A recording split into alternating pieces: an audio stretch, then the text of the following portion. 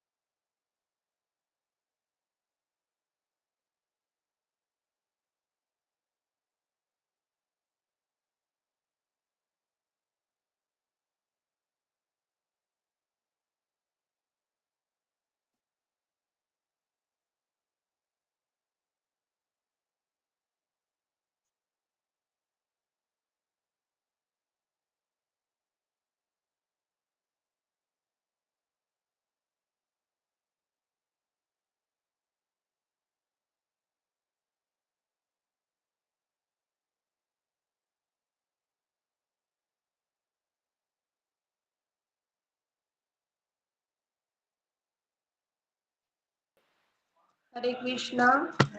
सभी वैष्णव भक्तों के चरणों में दंडवत प्रणाम। हरे कृष्णा। हरे कृष्णा। सभी भक्तों को दंडवत प्रणाम। हरे कृष्णा।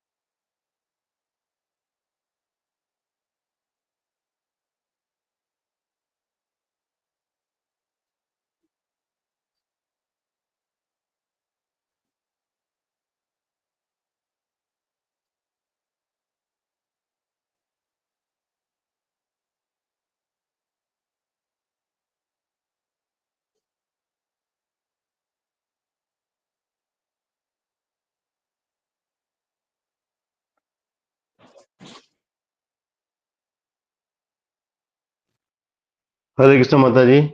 पूजा माता जी। हरे कृष्णा। सभी भक्तों को दंडवत प्रणाम।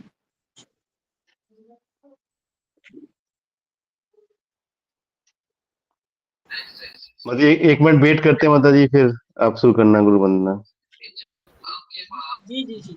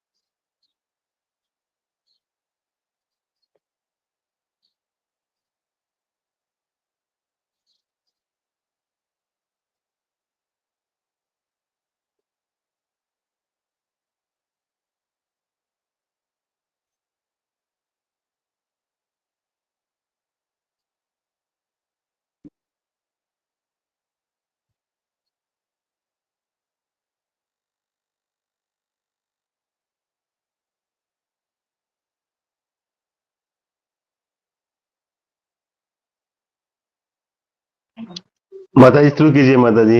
हरे कृष्ण। जी प्रभु।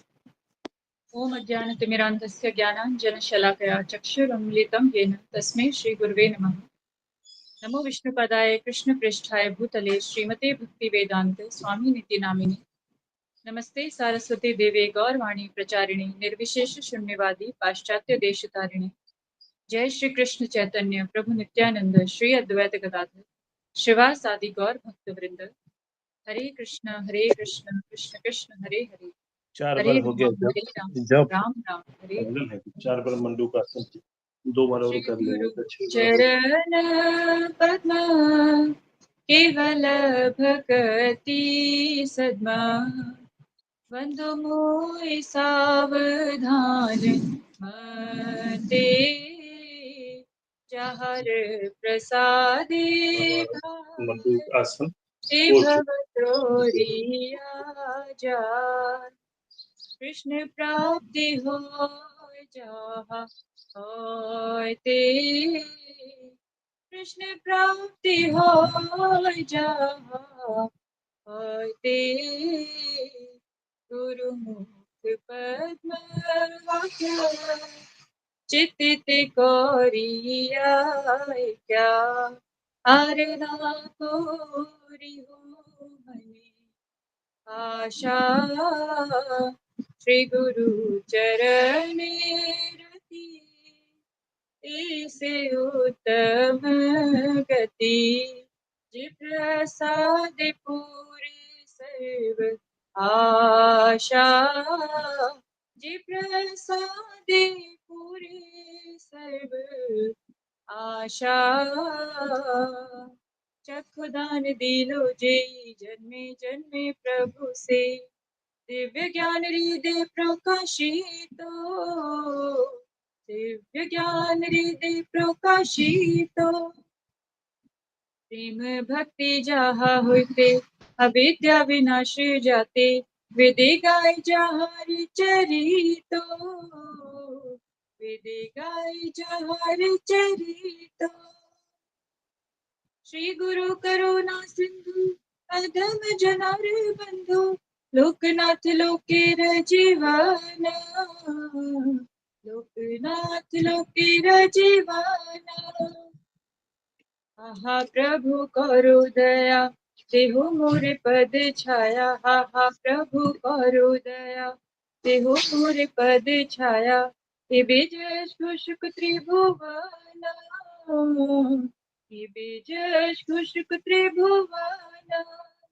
श्रीला प्रभुपाद पतित पावना जय गुरुदेव दोइलो शरणा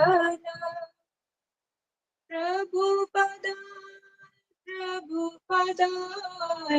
प्रभुपदाय जय प्रभुपदाय जय जय प्रभुपाद प्रभुपाद प्रभुपाद जय जय प्रभुपाद जय जय गुरुदेव गुरुदेव गुरुदेव जय जय गुरुदेव निताय गौर हरि बोल हरि बोल निताय गौर हरि बोल निताय गौर हरि बोल हरि बोल हरि बोल निताय गौर हरि बोल हरे कृष्ण हरे कृष्ण माता जी, धन्यवाद। माता जी सभी भक्तों को बोल माता जी, बहुत सुंदर। मुझे नंबर प्रणाम हरे श्रीला का अनुवाद है इस प्रकार माता जी सभी भक्तों को हमारे गुरुदेव के चरण कमल ही एकमात्र साधन है जिनके द्वारा हम शुद्ध भक्ति में सेवा प्राप्त कर सकते हैं। मैं उनके चरण कमलों में अत्यंत भक्ति एवं श्रद्धा पूर्वक नतमस्तक होता हूँ। उनकी कृपा से जीव भौतिक क्लेशों के महासागर को पार कर सकता है तथा कृष्ण की कृपा प्राप्त कर सकता है। मेरी एकमात्र इच्छा है कि उनके मुख कमल से निकले हुए शब्दों द्वारा अपनी चेतना को शुद्ध करूं। उनके चरण कमलों में अनुराग ऐसी स्थिति है जो समस्त मनोरथों को पूर्ण करती है। वे मेरी बंद आंखों को खोलते हैं तथा मेरे हृदय में दिव्य ज्ञान भरते हैं। जन्म जन्मांतरों में वे मेरे प्रभु हैं। वे प्रेमा भक्ति प्रदान करते हैं और अविद्या का नाश करते हैं। वैदिक शास्त्र उनके चरित्र का गान करते हैं। हे गुरुदेव, हे प्रभुपाद, करुणा सिंधु तथा पतित आत्माओं के मित्र, आप सबके गुरु एवं सभी लोगों के जीवन है। हे गुरुदेव, मुझ पर दया कीजिए तथा मुझे अपने चरणों की छाया दीजिए। आपका यश तीनों लोकों में फैला हुआ है। हरे कृष्णा, दंडवत प्रणाम। श्रील प्रभुपाद की जय। आप सब भक्तों की कृपा है, गुरु जी की कृपा। हरे कृष्ण माता जी, धन्यवाद माता जी। रेखा बंदले माता जी, हरे कृष्णा। हरे कृष्णा प्रभु जी, दंडवत प्रणाम। नरसिंह आरती शुरू कीजिए माता जी। 10 नाम अपराध, उसके बाद प्रतिशत की जानकारी माता जी। प्रभु जी, नरसिंह आरती है तो दोपहर के सेशन में बोलते हैं ना, अभी तो गुरु वंदना होती है, वो माता जी ने बोल दिया। प्रतिशत की जानकारी, सॉरी समावेश, प्रतिशत की जानकारी बोली माता जी, है ना जी क्षमा कीजिए। ओम अज्ञानंतिमिरान्धस्य ज्ञानांजन शलाकया चक्षुरुन्मीलितं येन तस्मै श्री गुरुवे नमः। गुरु चरणों में दंडवत प्रणाम। सभी वैष्णव भक्तों को मेरा दंडवत प्रणाम।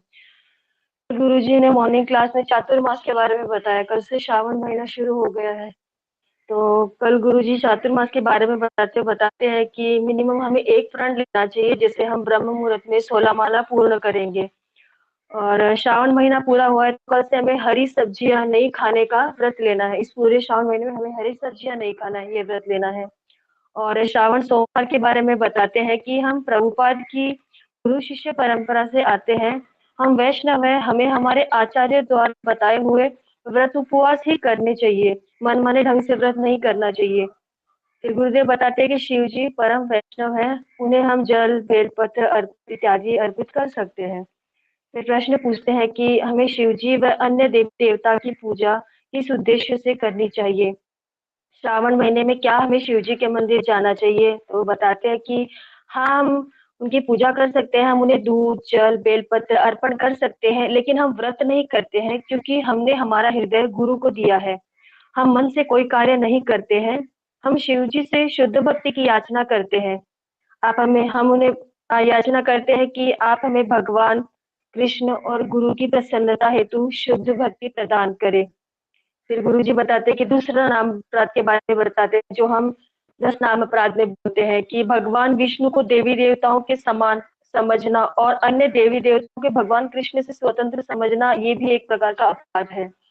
फिर यहाँ पे माँ और बच्चे का एग्जाम्पल देते हैं गुरुजी। माँ और बच्चे समान नहीं है, किंतु बच्चे को माँ के समान अथवा उससे अलग समझना भी अपराध है। फिर गुरुजी बताते हैं कि 2 व्रत हमें लेना चाहिए। पहला जैसे 16 माला का जप हमें ब्रह्म मुहूर्त में पूरा करना चाहिए। चातुर्मास के व्रत में वैष्णव का ये होना चाहिए, व्रत लेना चाहिए। फिर क्वेश्चन पूछते हैं कि अगर हमारे घर में प्रेशर है व्रत का, तो फिर हमें क्या करना चाहिए। तो इसका आंसर बताते हैं गुरुदेव कि अगर मेरे घर में प्रेशर है तो गुरुजी बताते हैं कि तो आप व्रत कीजिए, किंतु कृष्ण से प्रार्थना कीजिए कि मुझे केवल और केवल शुद्ध भक्ति प्रदान कीजिए।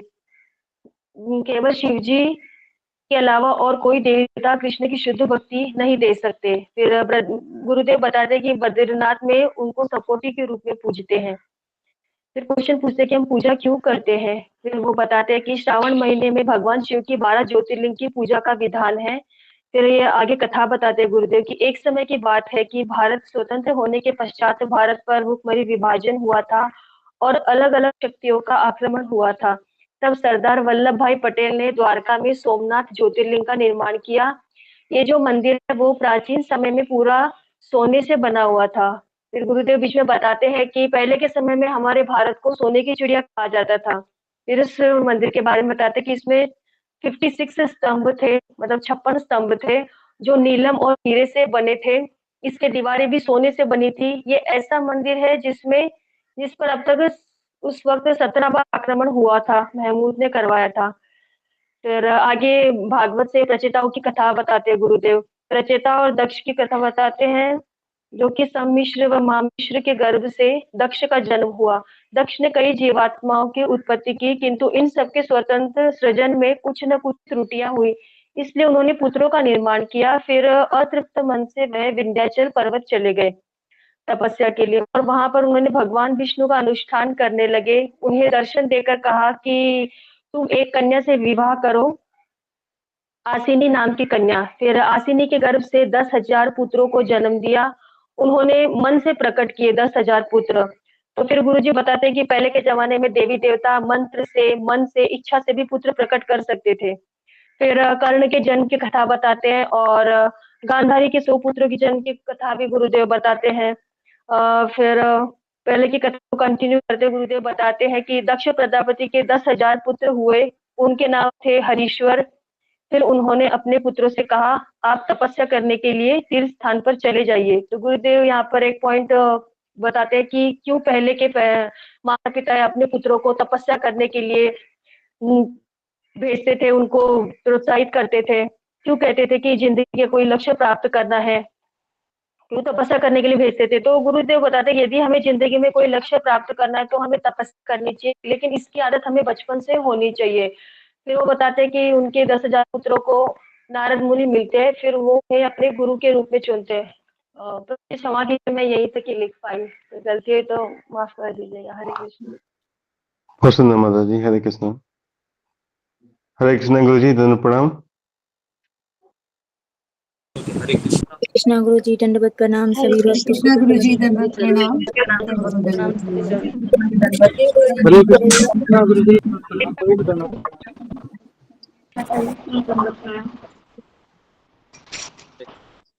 हरे कृष्ण गुरु जी, दंडवत प्रणाम।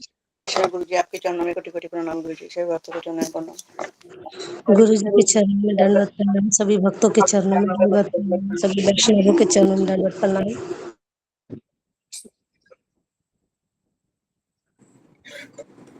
हरे कृष्ण प्रभु जी, दंडवत दंडवत प्रणाम। सभी प्रणाम। वैष्णव चरणों में भक्तों को दंडवत दंडवत प्रणाम।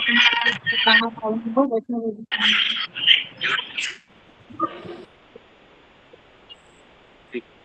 ओम अज्ञानतिमिरान्धस्य ज्ञानाञ्जनशलाकया चक्षुरुन्मीलितं येन तस्मै श्रीगुरुवे नमः। ओम विष्णुपादाय कृष्णप्रेष्ठाय भूतले श्रीमते भक्तिवेदान्त स्वामी नामिने नमस्ते सरस्वती देवे गौरवाणी प्रचारिणे निर्विशेष शून्यवादी आश्रय देशतारिणे। हे कृष्णा करुणा सिंधु दीनबंधु जगतपते गोपेश गोपिका कांत राधा कांता नमस्ते। तप्त कांचन गौरांगी राधे वृंदावनेश्वरी वृषभानुसुते देवी प्रणमामि हरिप्रिये। वाञ्छाकल्पतरुभ्यश्च कृपा सिन्धुभ्येव च पतितानां पावने वैष्णवेभ्यो नमो नमः। जय श्री कृष्ण चैतन्य प्रभु नित्यानंद श्री अद्वैत गदाधर श्रीवासादि भक्तवृंद। हरे कृष्णा कृष्णा कृष्णा हरे हरे हरे राम राम राम हरे हरे।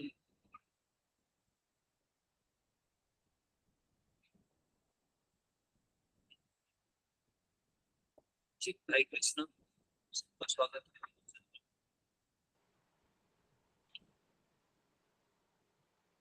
हरे कृष्णा गुरु जी, धन्यवाद प्रणाम। हम श्रावण मास की हम महिमा को पढ़ रहे हैं। हरे कृष्णा गुरु जी, दंडवत प्रणाम। जब मैं बोल रहा होता हूँ तो ये बीच में मत बोलिए। प्रणाम से हम ऐसे ही कर सकते हैं अगर आप ऐसे। तो जी, तो अभी हम कल हमने विस्तार से चर्चा की थी कि श्रावण महीना का जो महिमा है उसके बारे में। तो काफी चीजें मैंने लिखवा के दी थी, तो उसमें से काफी चीजें आज पढ़ी नहीं गई है। तो कौन मुझे बताएगा कि दक्ष प्रजापति के बारे में किस तरह से हमने इसको, है ना, नारद मुनि से मिलना, फिर दक्ष प्रजापति का श्राप देना, कौन मुझे बताएगा? सब लोग अपने कैमरा को ऑन कीजिए और माइक को ऑन कीजिए।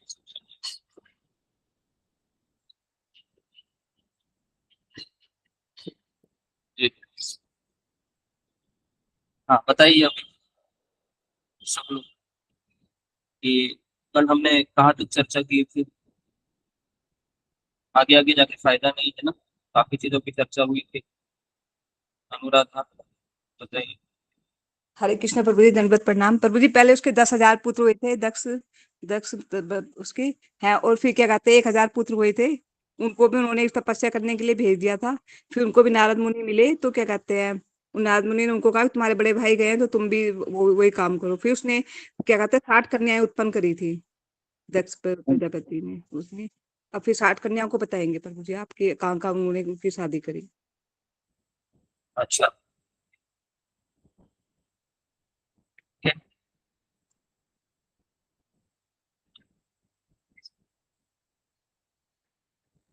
जी। तो और कोई मुझे बताएगा कल हमने क्या चर्चा की थी? नमिता साहब। हरे कृष्णा गुरुजी, कोटि कोटि प्रणाम गुरुजी, सभी भक्तजनों को प्रणाम।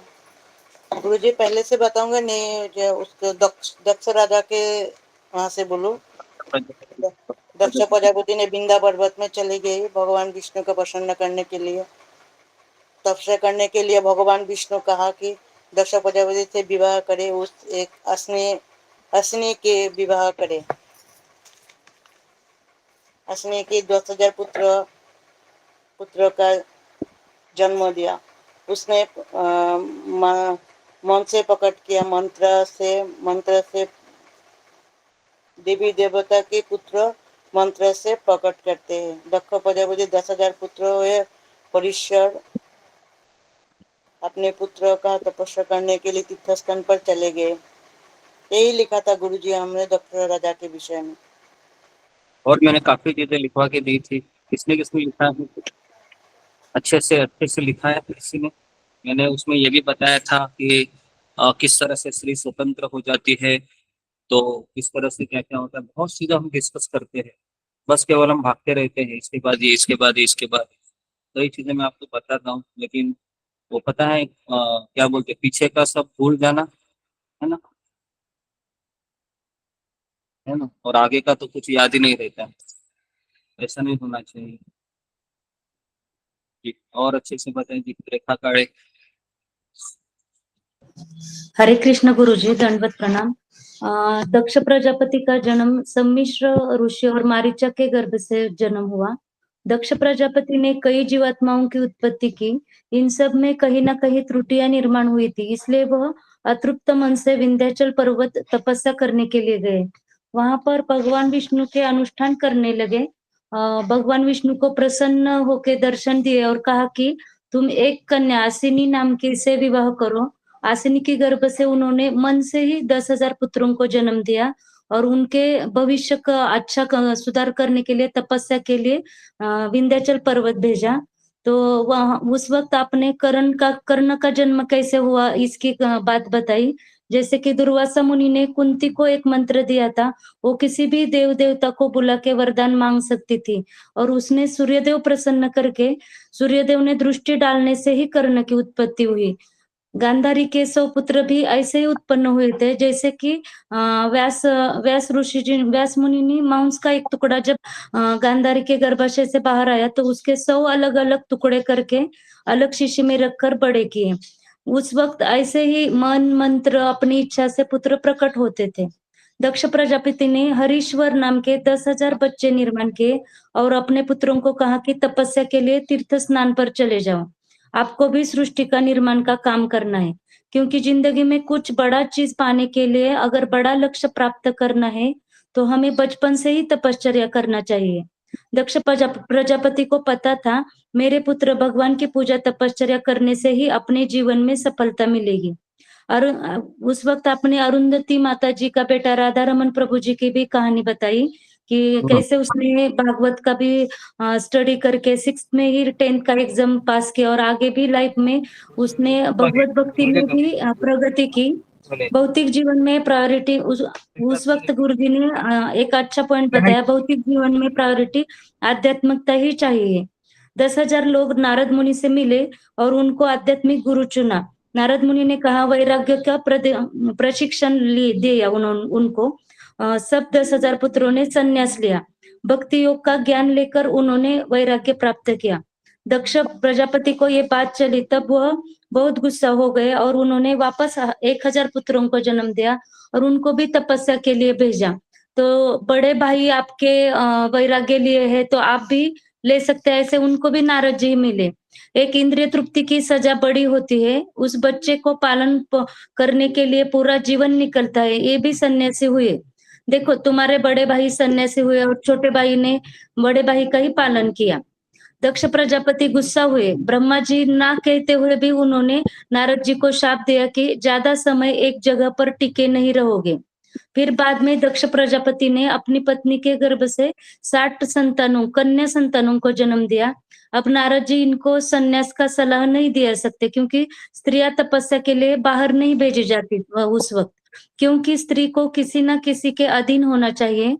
भगवान ने स्त्री को ऐसे ही बनाया है, वो स्वतंत्र रूप से कुछ करना चाहेगी तो उसका 110% उसका शोषण होगा।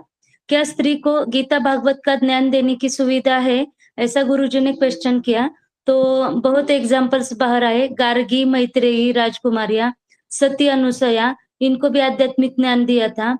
कपिल मुनि ने अपनी माँ देवाहुति को भी ज्ञान दिया था।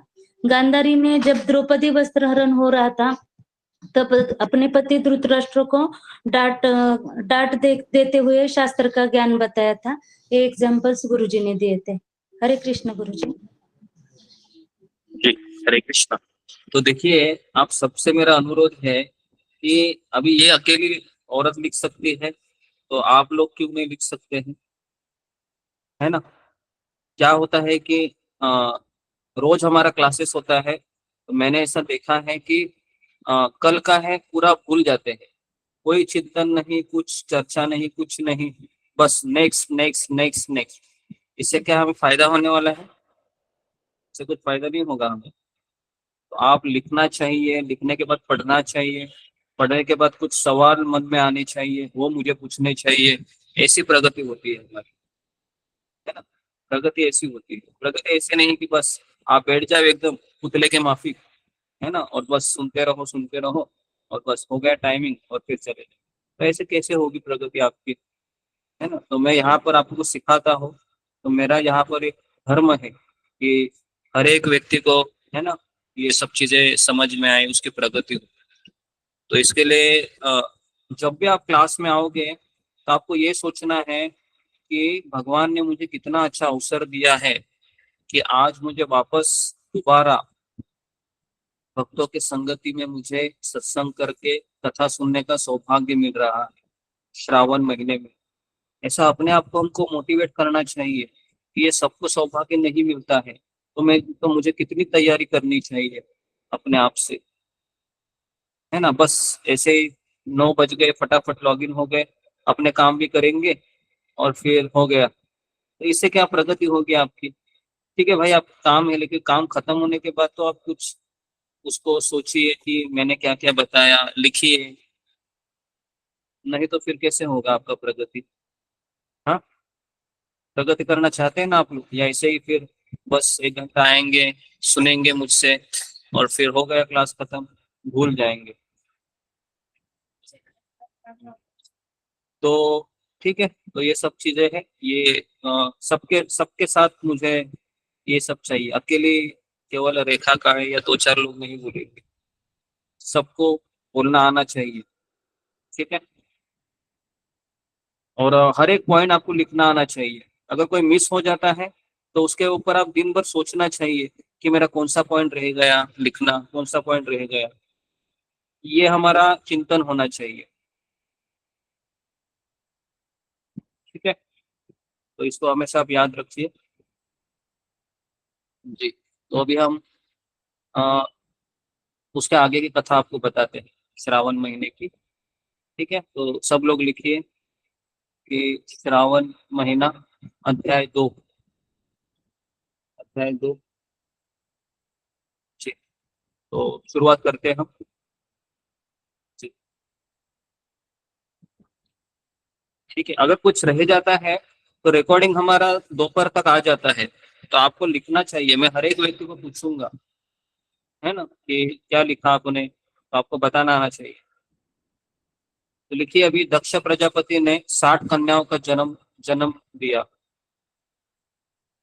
दक्ष प्रजापति ने 60 कन्याओं को जन्म दिया।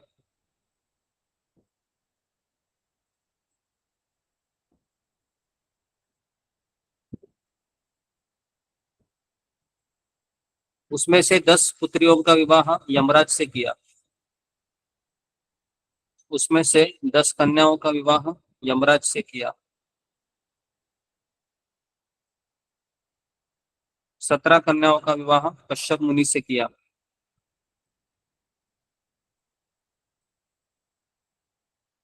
और 27 कन्याओं का विवाह चंद्रदेव से किया। 27 कन्याओं का विवाह चंद्रदेव से किया या सोमदेव कह सकते हैं, और 2 कन्याओं का विवाह अंगिरा ऋषि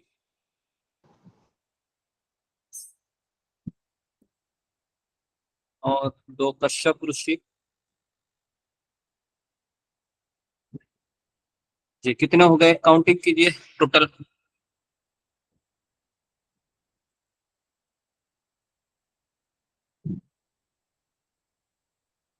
हो गए 60 हो गए। जी पुत्र जी प्रभु जी हो हो गया। गए 60 जी।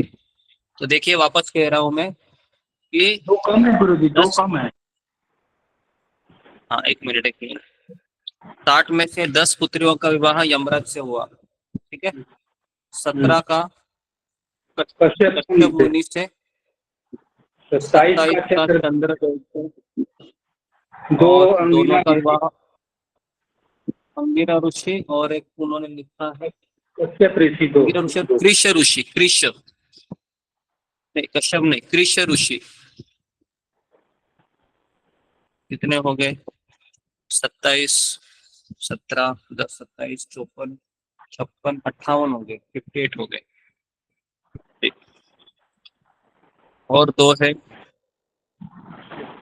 ठीक है। तो और 2 हम देखते हैं, इसमें तो उतना ही लिखा हुआ है। अभी ये हो गया, ठीक है, यहाँ तक क्लियर है सबको। अभी नेक्स्ट पॉइंट लिखिए। अभी यहाँ पर ना हम केवल सोमदेव और उनकी 27 जो कन्या दी थी दक्ष प्रजापति ने, उनकी चर्चा करेंगे, ठीक है, इनमें से। क्योंकि जो सोमदेव जो ज्योतिर्लिंग है ना, जो सोमदेव ज्योतिर्लिंग है उसका कनेक्शन इस कथा से संबंधित है। तो हम ये सारे 12 ज्योतिर्लिंग की कथा हम करेंगे श्रावण महीने में, लेकिन इसका प्रयोजन यही रहेगा कि हम उसका कृष्ण के साथ कनेक्शन करेंगे।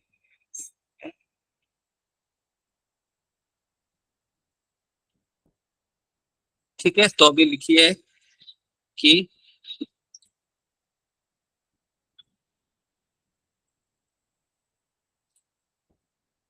एक समय ऐसा हुआ कि चंद्रमा की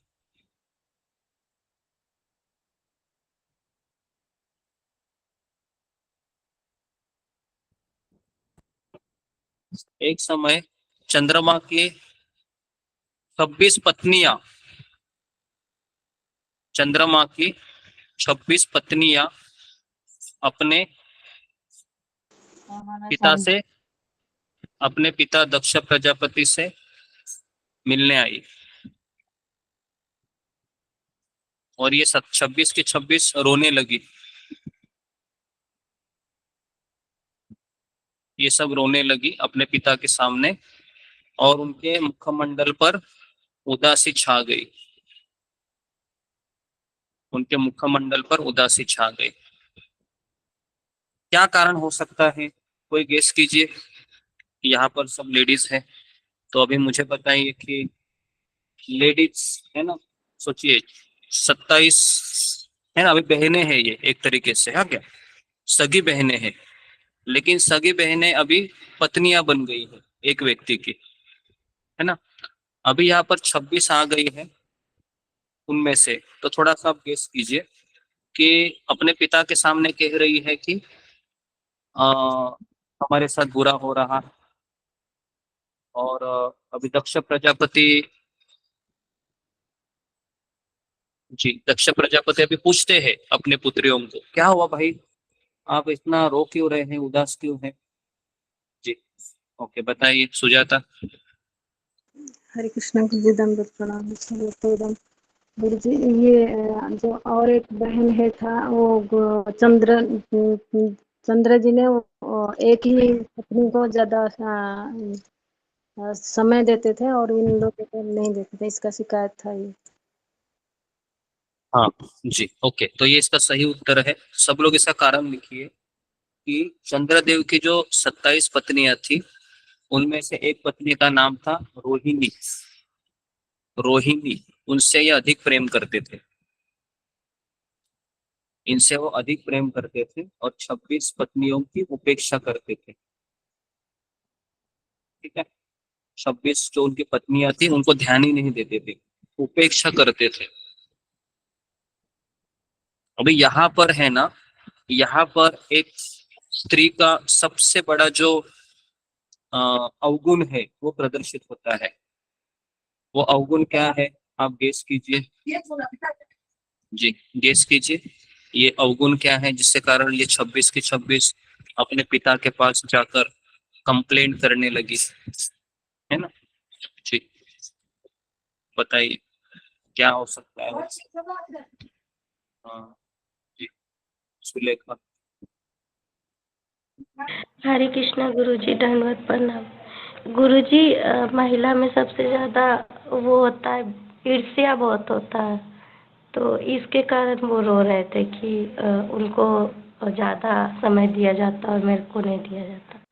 हरे हाँ, कृष्णा, दंडवत प्रणाम। तो ये सब लोग चीज लिखी है कि स्त्री में ईर्ष्या होने के कारण वह अन्य कोई अपनी स्त्री को अगर ज्यादा प्रेम मिल रहा है तो उसका हृदय जलने लगता है, तवे के माफी भयंकर जलने लगता है। और वो एक, अभी मैं थोड़ा सा ज्यादा बोल रहा हूँ, इसके लिए मुझे क्षमा कीजिए। फिर वो नागिन की तरह फुटकारने लगती है ना, और फिर वह किसी ना किसी को दंश करने के लिए रेडी हो जाती है।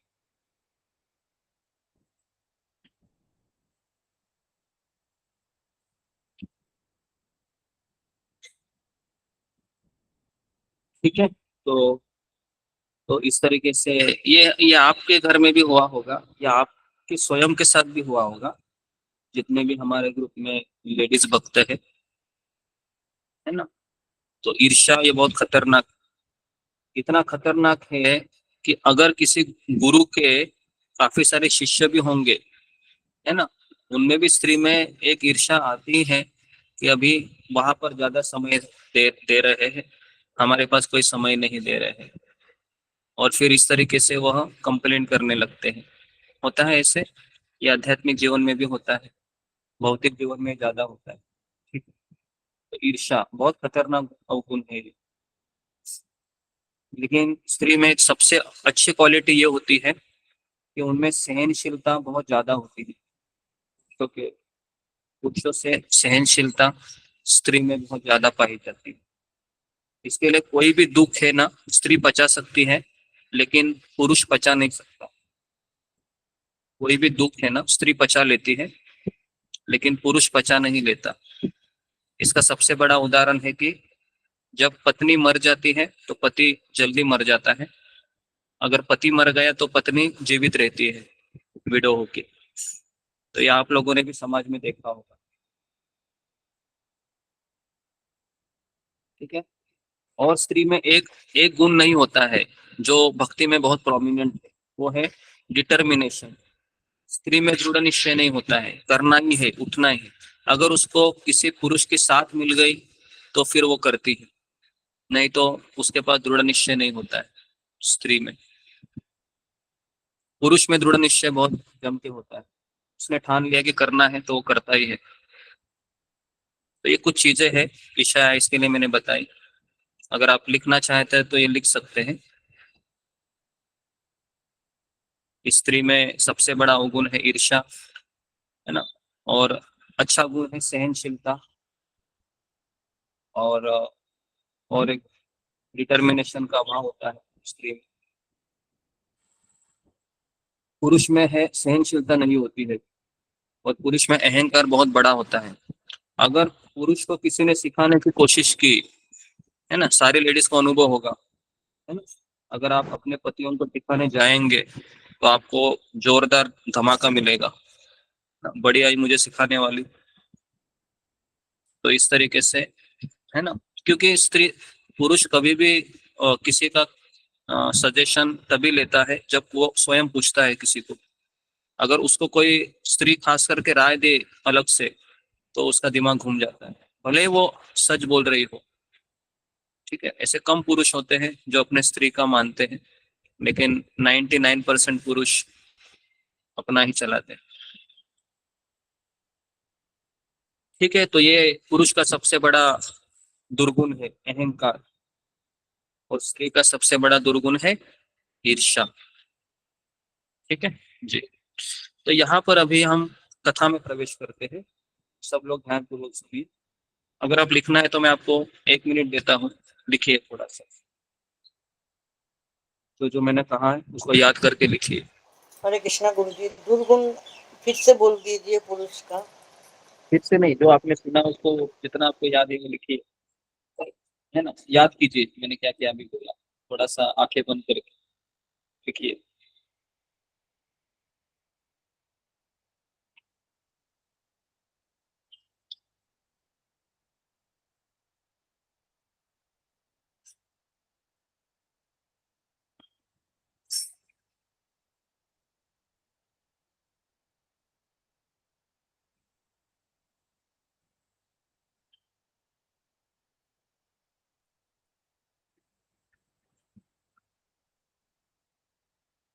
ओके, लिखा आपने? तो अभी मेरा आप लोगों के सामने एक सवाल है, अगर स्त्री में ईर्ष्या का निकलना है तो स्त्री को क्या करना होगा?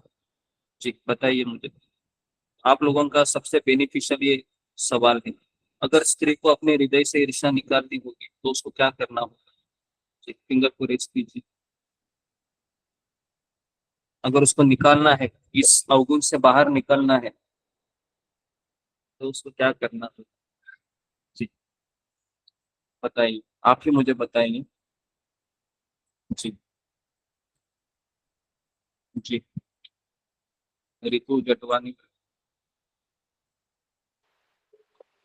हरे कृष्णा प्रभु जी, दंडवत प्रणाम, सभी को चरणों में दंडवत प्रणाम। प्रभु जी, ईर्ष्या जिसके लिए है हमें, अगर तो उसको ज्यादा से ज्यादा उससे बात करनी चाहिए हमें, और उनका उनका गुणगान करना चाहिए सबके सामने, और उनको भगवान से प्रार्थना करनी चाहिए कि हमारी ईर्ष्या उस पर्टिकुलर जिनके प्रति है मतलब उसको हटा दे।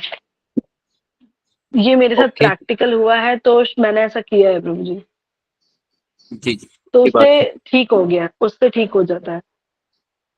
जी जी, ओके धन्यवाद। और कोई इसके अलावा? मीना कुमारी। हरे कृष्णा गुरुदेव, हरे कृष्णा से भक्तों को देवता। गुरुदेव माता जी ने एकदम सही बताया है। मैं भी यही बताना चाहती थी कि जैसे कि सभी स्त्रियों की पर्टिकुलर आप ये मतलब नहीं डिसाइड कर सकते कि आपको एक ही से ईर्ष्या है। ईर्ष्या जो है अच्छे कार्यों को लेकर भी हो सकती है, बुरे कार्यों को भी लेकर हो सकती है। तो उसमें जो है हमें जो है केवल जो है किसी भी स्त्री की अच्छे कार्यों पे ही ध्यान देना चाहिए, उनके बुरे कार्यों को नजरअंदाज करनी चाहिए, और समय समय पे मतलब अगर वो हमारे साथ है तो उनकी प्रशंसा करनी चाहिए, उनके कार्यों की, उनके भक्ति में कार्यों की तो अवश्य ही प्रशंसा करनी चाहिए कि आपने बहुत सही डिसीजन में बहुत अच्छा जो है सेवा कर रही हैं आप।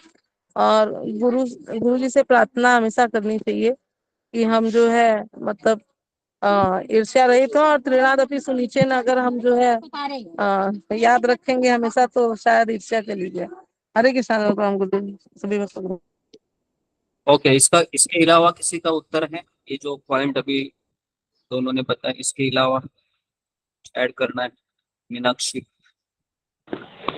हरे कृष्ण गुरु जी, दंडवत प्रणाम, सभी भक्तों को दंडवत प्रणाम। गुरु जी, जैसे हम भक्ति में आ जाते हैं तो अगर किसी भक्त की तारीफ होती है तो आपने बताया है कि, और या फिर उसको गुरु प्रेम करते हैं तो हमें हमेशा उसको देख के प्रसन्न होना चाहिए, और अगर हम उसको देख के प्रसन्न होते हैं तो वही कृपा हमको भी मिलती है। और जब हम भक्ति में आते हैं तो जब हम सत्संग करते हैं तो जो भौतिक जीवन में भी जो लोग होते हैं तो तब हमें ईर्ष्या नहीं आती है, क्योंकि हमें पता है कि ये चीजें इतनी वैल्यूबल नहीं है, तो फिर हमें वहाँ पे ईर्ष्या नहीं आती है। और भक्ति में अगर भक्तों की तारीफ होती है, प्रशंसा होती है, तो फिर हमें भी प्रसन्न होना चाहिए, तो वो कृपा हमको भी मिलेगी। हरे कृष्ण। जी जी, ओके, तो सब लोग लिखिए। ये पॉइंट मैं ढूंढ रहा था। ईर्ष्या तभी जाती है जब हम जिसको प्रेम मिल रहा है, जिसको आदर मिल रहा है ना, वो देखते हुए हम प्रसन्न होते हैं। दुखी नहीं होना चाहिए, प्रसन्न होना चाहिए, प्रसन्न प्रसन्न होना चाहिए। कि अगर किसी को कृपा मिल रही है ना, किसी के मान लो मेरे पीछे भी आया है, वो पीछे आना मतलब सत्संग से बाद में ज्वाइन हुआ हो, लेकिन बहुत आगे चला गया और उसको बहुत कृपा मिल रही है, तो उसको खुश होना चाहिए देखकर, अरे ये कितना भाग्यशाली है, देखो कितनी प्रगति की इसने, है ना, हमारे पीछे पीछे आया। भले आपके पीछे आया लेकिन अगले जन्म से उसका भक्ति शुरू है, आपका भक्ति तो इस जन्म से शुरू हुआ। हमको पता नहीं होता है किसका भक्ति कब शुरू हुआ। हम तो यही देखते हैं मैं सीनियर है, ये तो अभी आया, ये गलत भाव है।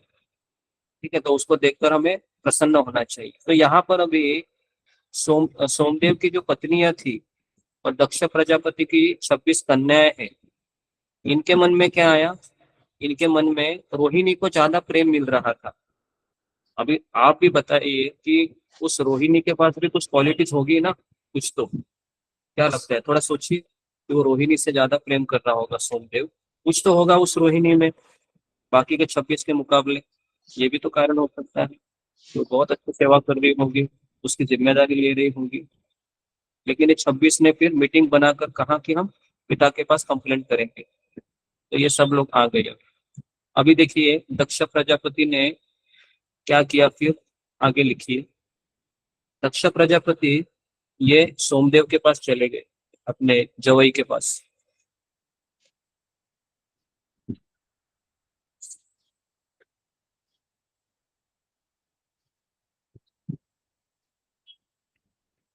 और उसको प्रेम पूर्वक समझाया, समझाया कि देखो मेरी और भी 26 लड़कियां हैं और तुम उनके पति हो, तो उनसे प्रेम करो।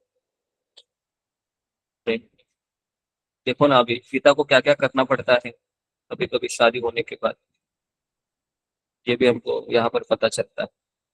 शादी हो गई तो बेटी आ गई,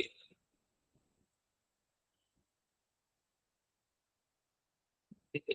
तो एक पॉइंट लिखिए, लेडीज कोई कौन सी चीज कभी बर्दाश्त नहीं कर सकती। ये थोड़ा सा इसमें एक प्रसंग आ रहा है। एक स्त्री है वो कौन सी चीज सहन नहीं कर सकती, ये सवाल लिखिए।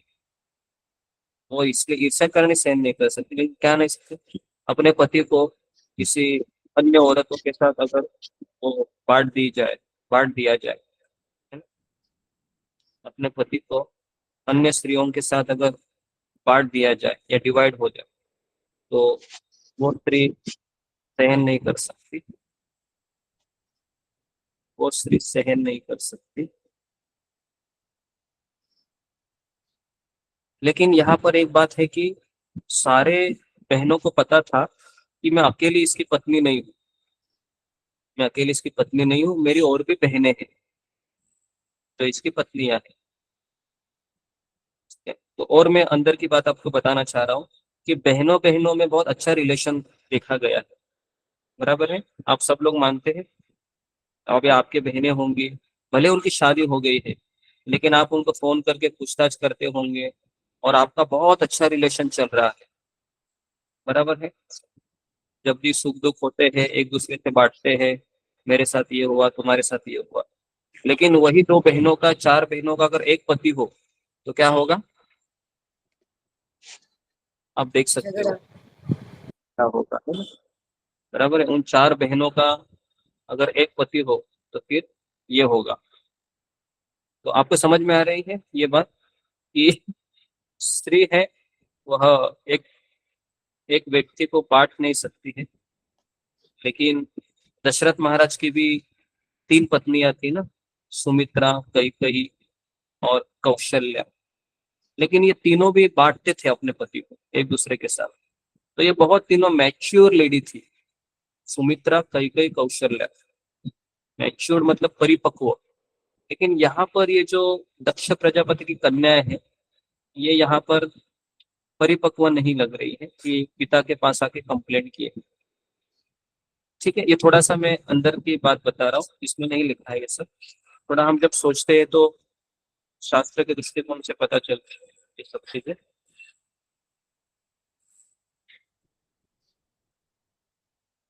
ठीक है, यहाँ पर किसी कुछ सवाल है, कुछ पूछना है, यहाँ तक फिंगर को रेज कीजिए या क्लियर है।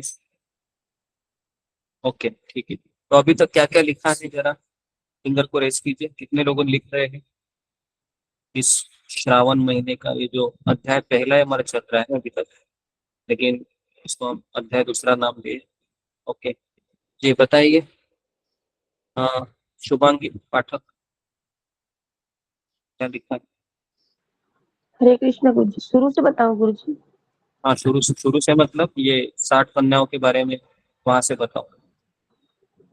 दक्ष प्रजापति ने 60 कन्याओं का अ, विवाह किया था। उसमें से 16 पुत्रियों का विवाह यमराज जी से किया था। 17 कन्याओं का विवाह कश्यप मुनि से किया था। 27 कन्याओं का विवाह चंद्रदेव सोमदेव जी से करवाया था। 2 कन्याओं का विवाह अंगिरा ऋषि से करवाया था और 2 कन्याओं का विवाह कृष्ण ऋषि से करवाया था। सोमदेव ज्योतिर्लिंग का कनेक्शन में है। एक समय ऐसा हुआ कि चंद्रमा की 26 पत्नियां अपने पिता से मिलने आई थी और वह रोने लगी थी। प्रजापति जी ने पूछा कि आप क्यों रो रही है, तो उन्होंने कुछ बताया नहीं। पिता पूछते हैं, पुत्रियां कहने लगी कि सोमदेव जी हमारी ओर ध्यान नहीं देते हैं।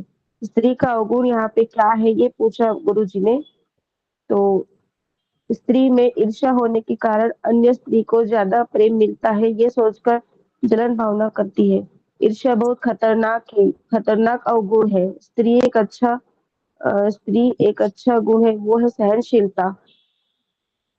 उदाहरण में जब पत्नी मरती है तो पति जल्दी मर जाता है और पति मरता है तो पत्नी करती है।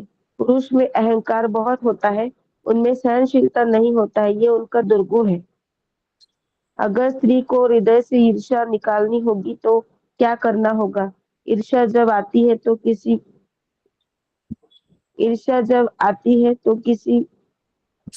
किसी को कृपा मिल रही है तो उसने खुश कर रहना चाहिए।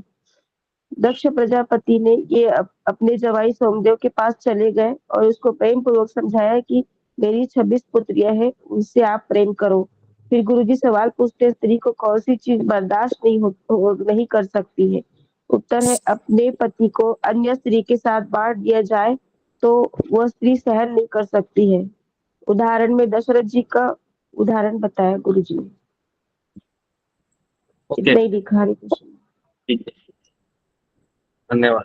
ओके तो आगे लिखिए अभी सब लोग कि चंद्रदेव को समझाने का प्रयास किया दक्ष प्रजापति ने, लेकिन चंद्रदेव नहीं माने।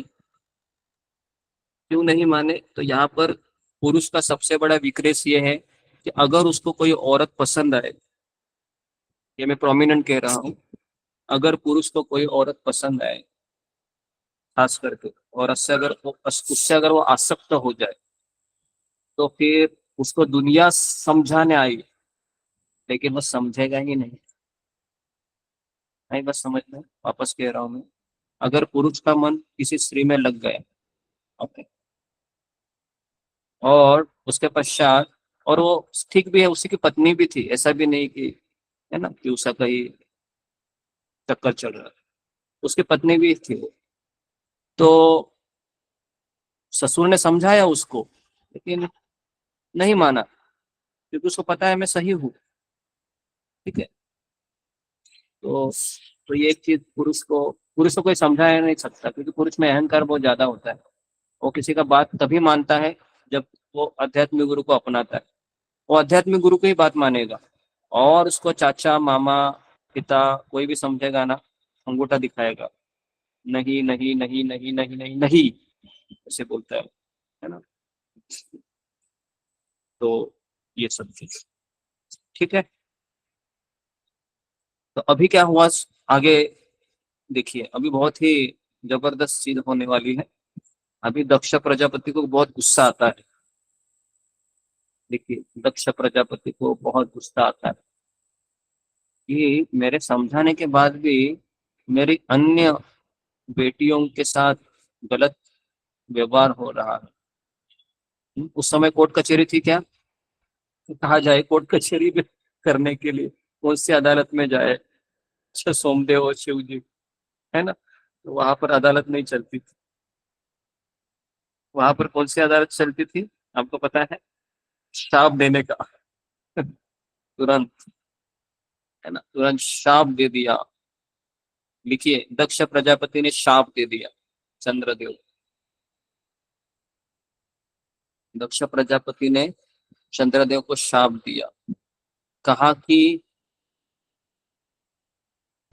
कि तुमने मेरी पुत्रियों को अप्रसन्न करके अपने विनाश का आमंत्रण दिया है। क्या कहा? तुमने मेरी पुत्रियों को अप्रसन्न करके अपने विनाश का आमंत्रण दिया है, जिसके ऊपर तुम्हारा ये जो शरीर है, जिसके ऊपर तुम्हें बहुत अभिमान है,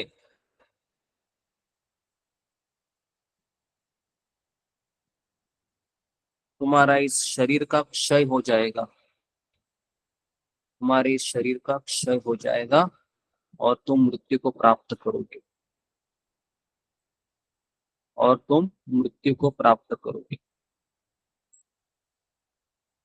तो श्राप दिया। कौन बताएगा किसने किसको श्राप दिया? ये श्राप दिया चंद्रमा ने, हाँ, प्रजापति दक्ष ने चंद्रमा को। बराबर है। तो कलयुग में कोर्ट कचहरी क्यों चलती है पता है क्या? क्योंकि किसी के शाप लगते नहीं है। आई बात समझ में? अगर शाप लगते थे ना तो कोर्ट कचहरी चलती नहीं थी, है ना? बराबर है। और घर परिवार में मनुष्य की जगह कुत्ते बिल्लियां दिखाई देती थी, है ना? तुम कुत्ता बन जाओ, बिल्ली बन जाओ, ऐसे शाप देते तो बद्दर बन जाओ। तो परिवार में सब, है ना, आप सुबह चले गए तो आपको देखा, अरे मेरा बेटा बद्दर बन गया है, कैसे हुआ ये? तो अच्छा हो गया कलयुग में शाप नहीं है ना? नहीं तो पता नहीं क्या क्या होता था। तो अभी देखिए कि चंद्र को शाप मिलने से आगे लिखिए, सृष्टि में हाहाकार मच गया। सृष्टि में हाहाकार मच गया। क्यों मच गया? कौन बताएगा? क्या कारण हो सकता है? सोचना चाहिए हमें। आप लोग सोचते नहीं, इसके लिए आपको उत्तर नहीं मिलता है। क्यों हाहाकार मचा होगा? फिंगर को रेज कीजिए। हाँ, सृष्टि में हाहाकार मच गया। जी बताइए सावित्री। एक हरे कृष्णा गुरुजी, दंडवत प्रणाम गुरुजी। गुरुजी क्योंकि हमारी सृष्टि का जो दिन रात का चक्र है वो बिगड़ गया है। रात हाँ के चंद्रमा नहीं आते। हाँ, तो चंद्र है वह, उसका बहुत बड़ा रोल है ना? चंद्र का बड़ा रोल क्या है कि चंद्र के प्रकाश से वनस्पतियों में अन्न उत्पन्न होता है, जूस उत्पन्न होता है। बराबर है। चंद्र के कारण ही हम रात्रि में कुछ देख पाते हैं। तो चंद्र अभी नहीं है तो हाहाकार मच गया। तो फिर सारे, है ना, देवराज इंद्र है वह, देवराज इंद्र के पास सोमदेव चले गए अपने जीवन की रक्षा के लिए, है ना? कहाँ गए?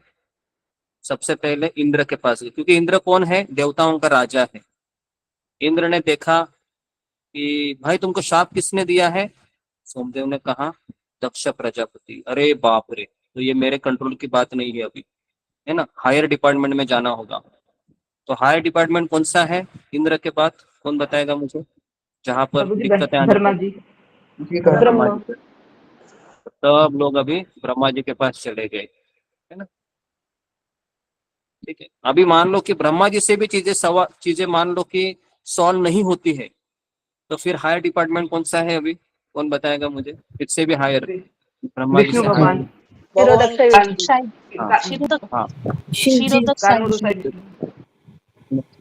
हाँ, क्षीरोदक साई विष्णु के पास जाते हैं ना, क्षीर सागर में सारे देवी देवता। सुने के नहीं आप?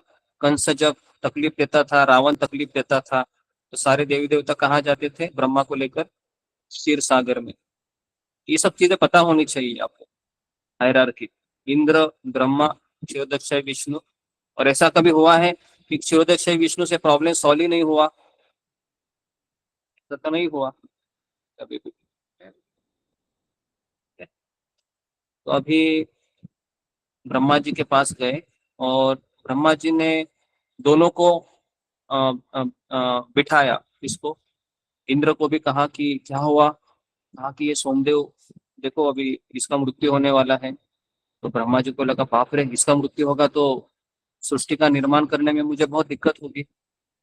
तो सारी परिस्थितियों का विश्लेषण किया ब्रह्मा जी ने और फिर सोमदेव को कहा, अरे मूर्ख, तुमने बहुत बड़ी भूल की है दक्ष प्रजापति से पंगा लेकर।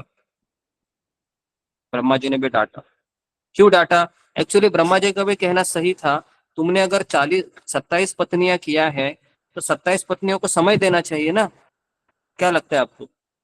बराबर है ना? तुमने इतनी सारे पत्नियों का झमेला खड़ा किया है, समय देना चाहिए उसको, समय दे दो उसको। बराबर है। तो यहाँ पर ब्रह्मा जी ने डांटा सोमदेव को कि तुम्हारे कारण सब गड़बड़ हो गया, तुमको एक के ऊपर तुम्हारे हृदय आ गया, दिल आ गया, तो अभी बाकी के लोग तो कंप्लेंट करेंगे।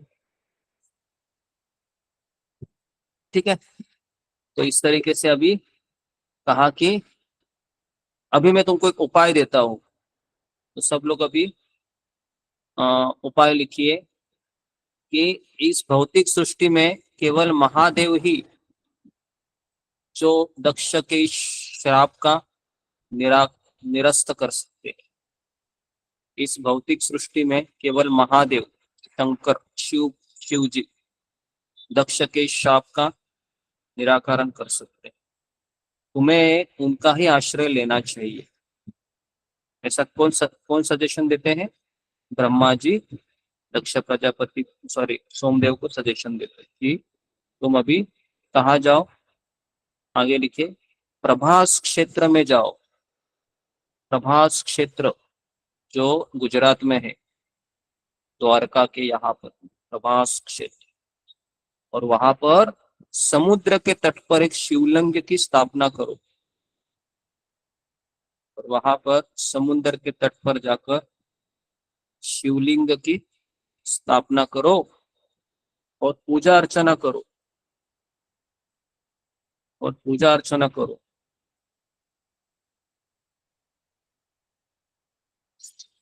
यदि महादेव तुमसे प्रसन्न हो गए, तुम्हारा संकट टल जाएगा। यदि महादेव तुमसे प्रसन्न हो गए, तुम्हारा संकट टल जाएगा।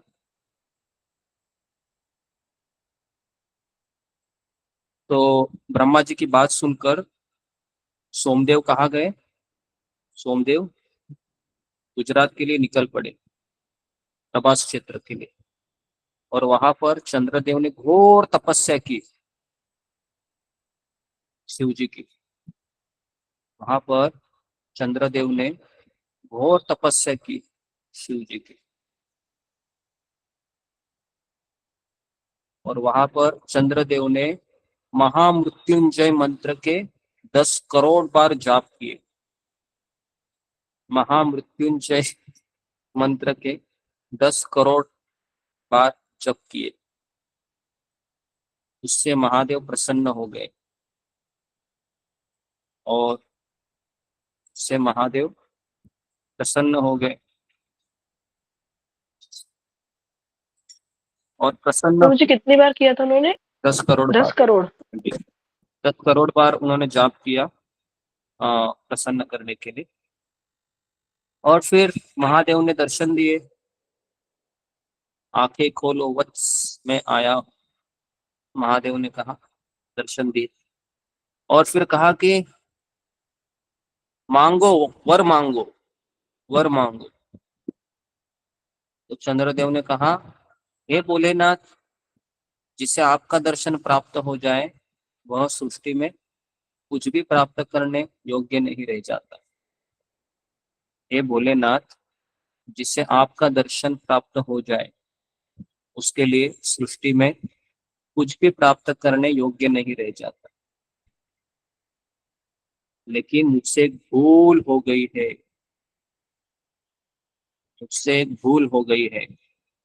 मैंने दक्ष प्रजापति की लड़कियों से शादी करने के बाद भी उनके प्रति अपराध किया।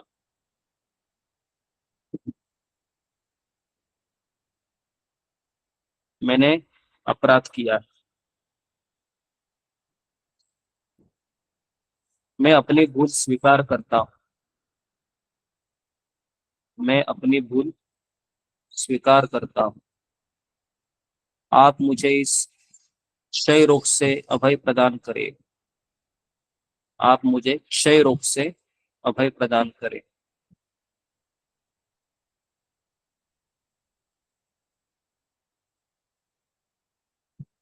ठीक है। तो अभी शिव जी कहते हैं कि मैं इस शाप को पूरी तरीके से निरस्त नहीं कर सकता। क्या कहा शिव जी ने? मैं इस शाप को पूर्ण निरस्त नहीं कर सकता हूँ, लेकिन इसके बदलाव में, इससे मैं कुछ बदलाव अवश्य कर सकता हूँ। इसमें कुछ बदलाव अवश्य कर सकता हूँ। क्या वो बदलाव था? आप सबको पता होगा ना, हिंट मिल रहा होगा जी। तो लिखिए कि चंद्रदेव निराश हो गए, लेकिन भगवान शिव ने कहा कि मैं तुम्हें मैं तुम्हें अपनी जटा पर धारण कर लूंगा। मैं तुम्हें अपनी जटा पर धारण कर लूंगा। और उन्होंने आकाश में लगे हुए चंद्र को तोड़कर अपनी जटा में धारण किया।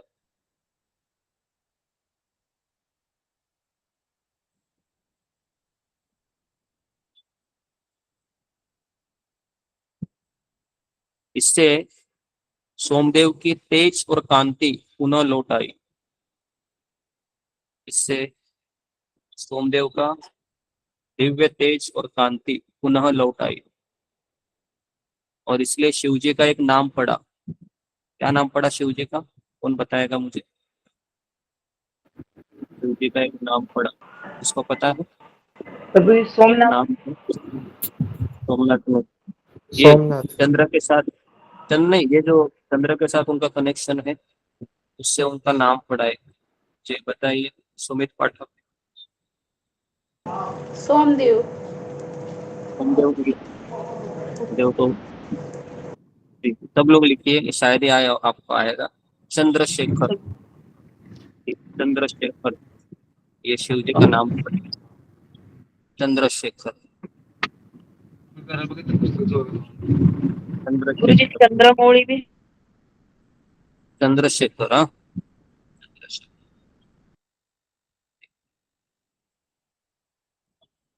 और फिर कहते हैं कि अभी तुम बिंदास्त हो, और मैं तुम्हें अभी आशीर्वाद देता हूँ कि कृष्ण पक्ष में प्रतिदिन तुम्हारा क्षय होगा। देखिए, कृष्ण पक्ष में प्रतिदिन तुम्हारा क्षय होगा, और शुक्ल पक्ष में प्रतिदिन तुम्हारा शरीर पुनः अस्तित्व में आएगा। और शुक्ल पक्ष में तुम्हारा शरीर पुनः अस्तित्व में आएगा, क्योंकि तुमने महामृत्युंजय मंत्र का जप किया है।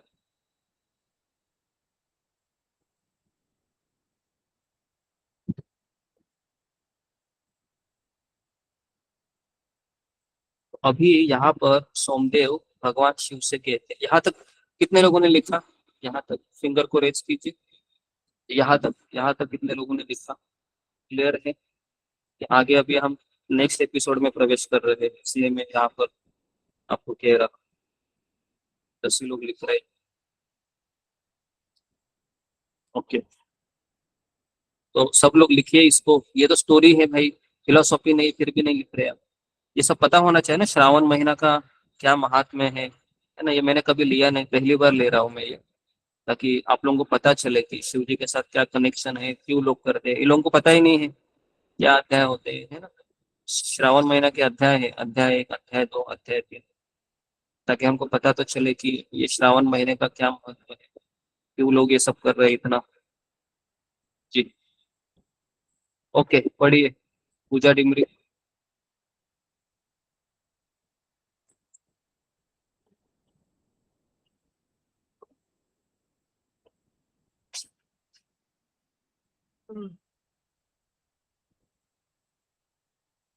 नेक्स्ट।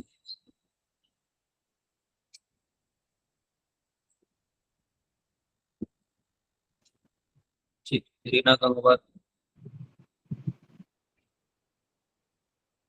हरे कृष्णा प्रभु जी, दंडवत प्रणाम प्रभु जी। आगे उसके आगे पढ़ना है ना मुझे? यहाँ से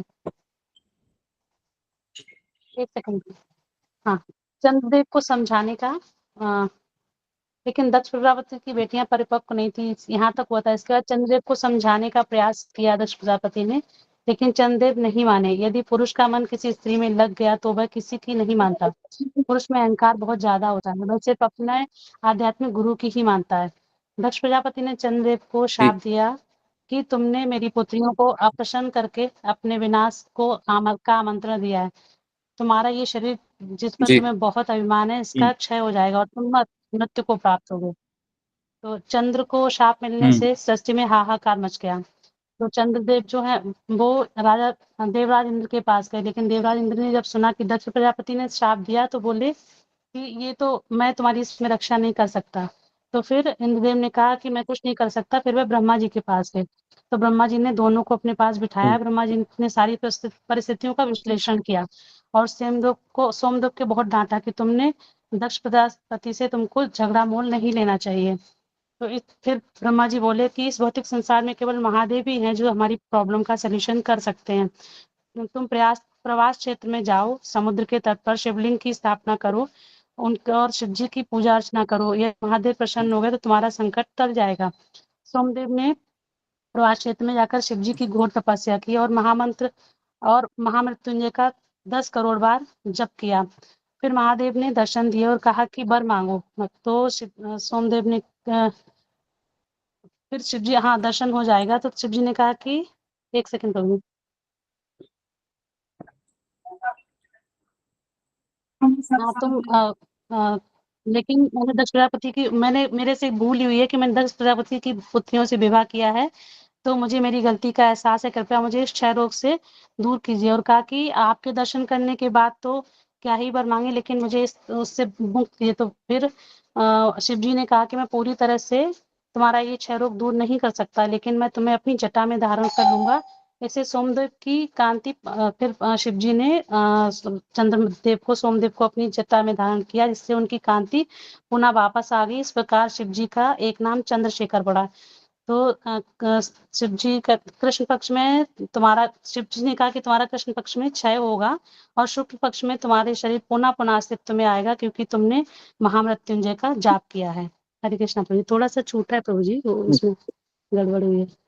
ओके, तो जी, तो मैंने काफी चीजें इसके भीतर भी लिखवा के दी थी कि इस तरह से। तो अभी मैं यहाँ पर इसलिए रुका हूँ ताकि एक चीज मुझे क्लियर करनी थी कि अभी यहाँ पर देखिए सोमदेव है, अपने शाप के निवारण के लिए शिव जी के पास जाता है, लेकिन एक शुद्ध भक्त है ना, अगर उसको ये शाप मिलेगा है ना, तो वो शिव जी के पास किस लिए जाना चाहिए।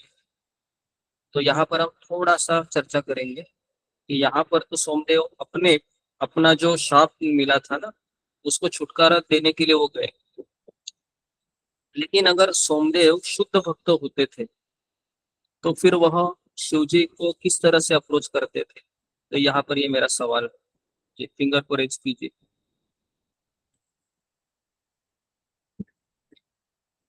भाई यादव। प्रभु जी प्रश्न क्या है, दोबारा से बोल दीजिए। हरे कृष्णा बोल जी प्रभु जी, जैसे आपने प्रश्न किया कि अगर सोमदेव मतलब चंद्रदेव अगर शुद्ध भक्त होते हैं तो शिव जी को कैसे अप्रोच करते हैं। जैसे आपने पहले बताया था कि कल विसावन का महत्व बताया था, तो उसमें बताया था कि जो भगवान शंकर हैं वो वैष्णव यथा शंभु हैं, मतलब समस्त वैष्णव में सबसे सर्वश्रेष्ठ वैष्णव है, क्योंकि निरंतर वो भगवान का ध्यान करते रहते हैं। तो अगर चंद्रदेव भक्त होते हैं तो वो भगवान शंकर के पास जाते तो वो एक तरह से भगवान से अपने लिए शुद्ध भक्ति ही मांगते हैं। जी ओके ओके, तो भगवान शिव से वो क्या कहते थे कि आपके जीवन में जो सर्वश्रेष्ठ चीज है ना, वो मुझे प्रदान कर।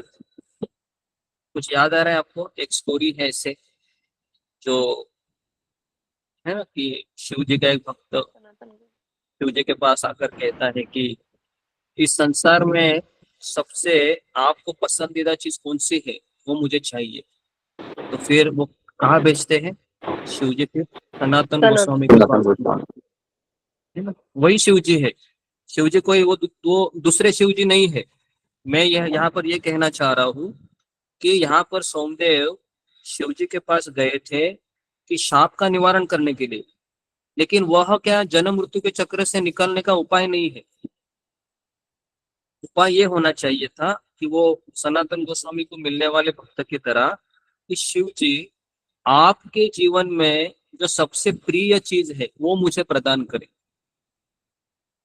तो ये सबसे बड़ा सवाल हमको शिव जी के पास जाकर करना चाहिए। और यही एक्चुअली श्रावण महीना है, ये श्रावण महीने का यही असली महात्म्य है कि अगर आप भले ही शिव जी की आराधना करते होंगे, लेकिन आज हम शिव जी के पास जाकर ये सवाल, या सवाल का अर्थ है ये याचना हम जरूर कर सकते हैं कि आपके जीवन में जो प्रिय है वो मुझे प्रदान करें। और अगर आप ये करेंगे तो फिर इसकी स्टोरी फिर ऐसी है कि एक बार शिव जी के पास ऐसा ही भक्त चला गया था, यही पूछा था। तो शिव जी ने कहा कि तुम बहुत नेक इरादे से मेरे पास आए हो, तो वृंदावन में जाओ और वहां पर एक सनातन गोस्वामी करके एक बाबा जी रहते हैं, उनसे जाके मिलो। तो यही शिव जी का भक्त है, वह वृंदावन में जाकर सनातन गोस्वामी के पास कुटिया में जाकर उनसे सवाल पूछता है कि मुझे शिव जी ने भेजा है आपके पास। सनातन गोस्वामी कहते हैं कि तुम यहाँ पर क्यों आए, किस इरादे से आए। तो कहा कि शिव जी ने कहा है कि मुझे जो प्रिय चीज है वो आपके पास है, जो उनको भी अच्छी लगती है। तो सनातन गोस्वामी ने एक ही कहा कि मैं वो चीज तुम्हें प्रदान करूंगा, सॉरी, लेकिन उसके पहले वो कहते हैं कि पारसमणि चाहिए होता है उसको। पारसमणि आपको पता है, जो लोहे को भी सोना कर देते हैं, है ना। तो पारसमणि की जानने से उद्दिष्ट में आता है, पारसमणि चाहिए होता है एक्चुअली शिव जी को, है ना। तो शिव जी भी बड़े चालाक होते हैं, तो फिर वो सनातन गोस्वामी के पास भेजते हैं। अभी सनातन गोस्वामी ने वो पारसमणि एक कचरे के डिब्बे में रखा होता है। तो ये जो शिव जी का भक्त है वह कचरे के डिब्बों को पूरा निकालता है और उसको पारसमणि दिखता है, इतना खुश होता है, इतना खुश होता है कि उसको लगता है कि मुझे मेरे जीवन का लक्ष्य प्राप्त होगा।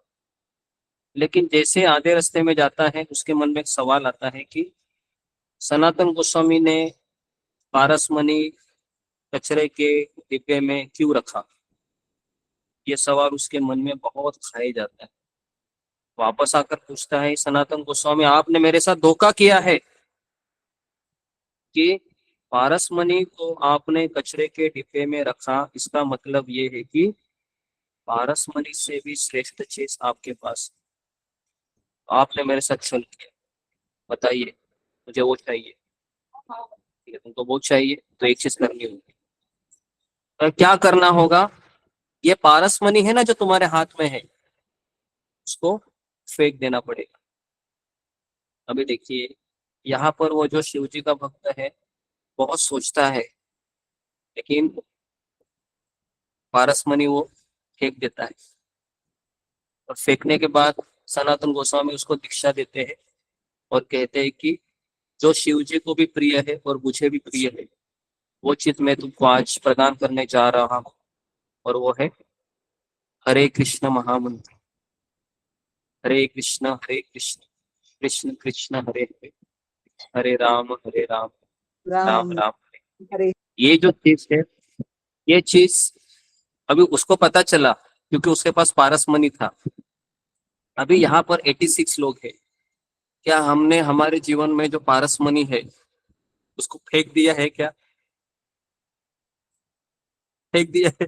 वो तो मेरे पास ही है और मैं जब भी कर रहा हूँ हरे कृष्ण जब भी चालू है, और पारसमणि को जेब में देखते भी है ना बराबर, कहीं गुम तो नहीं हुआ है? तो ये हमारी हालत है।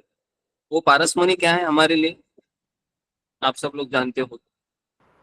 मोबाइल पारसमणि है वो मोबाइल अलग है। मोबाइल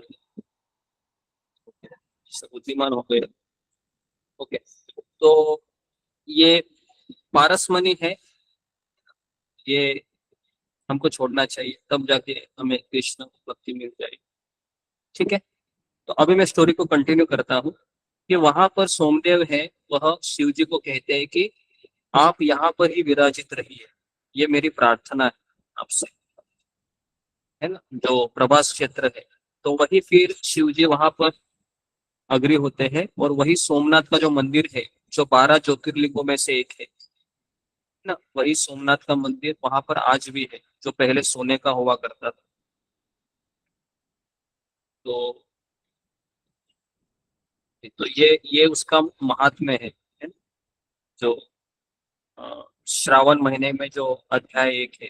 तो ये स्टोरी में भले ही मैं आपको पढ़ के सुना रहा हूँ, लेकिन मैं इसमें जो भागवतम की भी स्टोरी आई है, और जो हमारा वैष्णव तत्व ज्ञान से हमारी सोच है, जैसे हमने अभी सोमदेव को रिलेट किया कि सोमदेव ने क्या यहाँ पर मांगा कि मुझे इस शरीर से मुक्ति चाहिए। लेकिन एक शुद्ध भक्त क्या मांगता है? शरीर से मुक्ति नहीं मांगता है, वो भगवान कृष्ण का आश्रय मांगता है। ठीक है, ये चीज, ये लेसन हमने यहाँ पर ले लिया, बहुत सुंदर लेसन है ये। क्योंकि सारे देवी देवता ये कौन से प्रकार के भक्त होते हैं, कौन मुझे बताएगा? सारे 33 करोड़ देवी देवता है, 33 कोटि, 33 टाइप के भक्त होते हैं। इसलिए भक्त की भी कैटेगरी है, बताएंगे सुनील झा।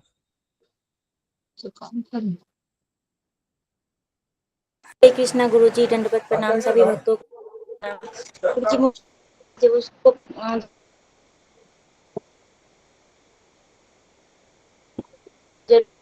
और सकाम कर। आवाज थोड़ा कट कट हो रहा है जी। नेक्स्ट अंजलि सिंह। हरे कृष्ण गुरु जी, दंडवत प्रणाम। गुरु जी सकाम भक्त। सकाम भक्त, ओके, एक मिनट जी। इसका एक नाम है ना, सब लोग लिखे कर्म मिश्रित या कर्म मिश्रित भक्त या सकाम भक्त। कर्म मिश्रित भक्त। तो इसके लिए ये भगवान के पास जाकर कष्टों से मुक्ति मांगते हैं, लेकिन एक शुद्ध भक्त भक्ति मांगता है। इसका ये मतलब नहीं है कि हम सोमदेव से श्रेष्ठ हो गए। सारे देवी देवता तो हमसे काफी गुना श्रेष्ठ है। ठीक है, इंद्र है, सोमदेव है, सूर्य देव है। भले ये गलतियां करते हैं, लेकिन इनके गलतियों से हमारा उद्धार ही होता है। ठीक है, हम गलतियां करेंगे तो हमारा सर्वनाश होता है।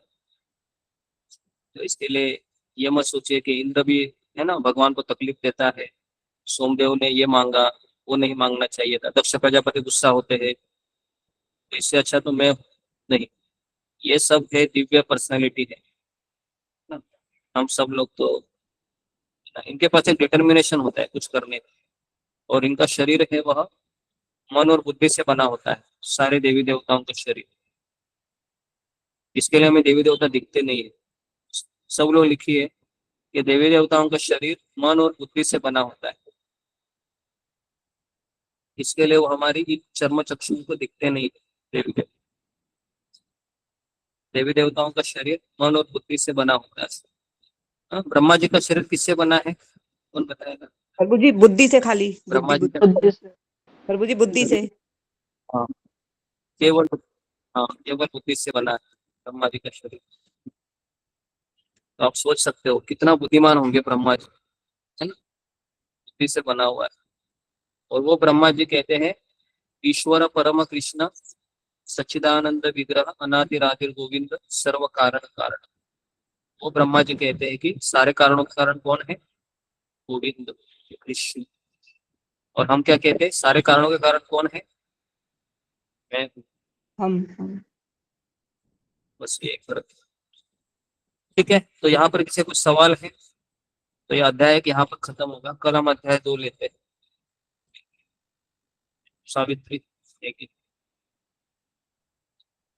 हरे कृष्णा गुरु जी, दंडवत प्रणाम गुरु जी। गुरु जी, कोई कह रहा था कि भक्ति करने से ना हमें ज्यादा तकलीफ मिलता है, हम पे हाँ कष्ट ज्यादा आते हैं। जी, फिर क्या करे, भक्ति छोड़ दे? नहीं गुरु जी, जानना जी, भक्ति करने के बाद कष्ट की बात है, ये मैंने पहले भी कहा था कि कष्ट मिलने से हमारा शुद्धिकरण होता है ना। कल ही हमने आनंद रुमदान प्रभु के कथा के ऊपर चर्चा की कि हमको जब भक्ति करने के बाद जब कष्ट मिलते हैं तो हम उसको शुद्धिकरण के हिसाब से लेते हैं जी कि गुरु जी। भगवान कृष्ण हमारा शुद्धिकरण कराना चाहते हैं। जी क्योंकि तकलीफ आने पर ही भक्त भगवान के पास रोते रोते कहता है कि कृष्ण, इस संसार में कोई नहीं मेरा है, बस केवल आप ही मेरे हैं। जी और गुरु जी। रोते रोते वो भगवान से याचना करता है कि हे कृष्ण, आपने अच्छा हो गया ये लोगों का मुझे असली चेहरा दिखाया दिया, अभी मैं इनके ऊपर निर्भर नहीं हूँ, अब मैं केवल आपके ऊपर निर्भर हूँ। तो ये साक्षात्कार उसको कष्ट में ही मिलता है, सुख में नहीं मिलता। इसलिए भक्त के जीवन में दुख भगवान ज्यादा देते हैं। हरे कृष्णा गुरु जी, धन्यवाद आपका।